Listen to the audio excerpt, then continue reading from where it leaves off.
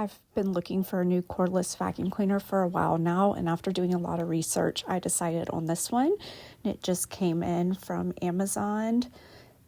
So this is what comes in the box. Lots of different parts to it.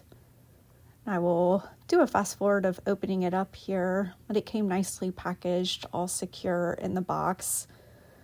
As you can see here, this is what came exactly in there, the manual. And then it has all of the extension parts to it.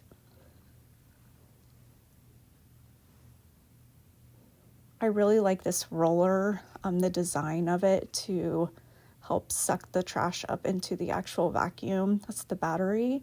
And then this is the actual container, collection container. Really nice, sleek design.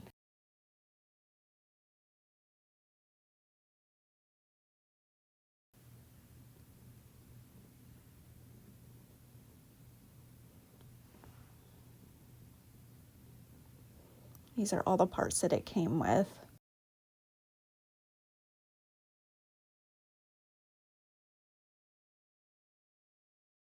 So that's what it looks like assembled. And then this piece goes on the end here, and you'll see that the actual pole extends almost double the length.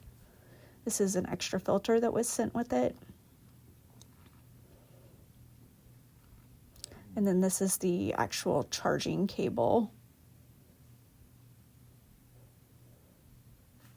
So it just plugs into the back of the battery, and then the battery plugs directly onto the product. And it clicks in so it's secure. As you can see, it has a digital screen on it. I know it looks like it's blinking, but it's not really blinking in real life. It just stays on.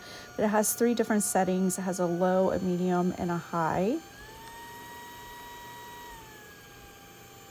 And it tells you how charged the battery is. So right now it's at 64%.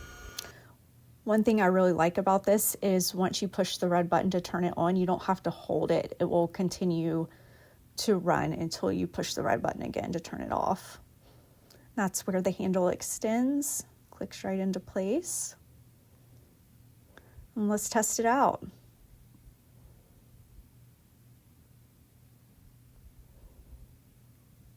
Had some leaves on the floor from my plants, sucked them right up.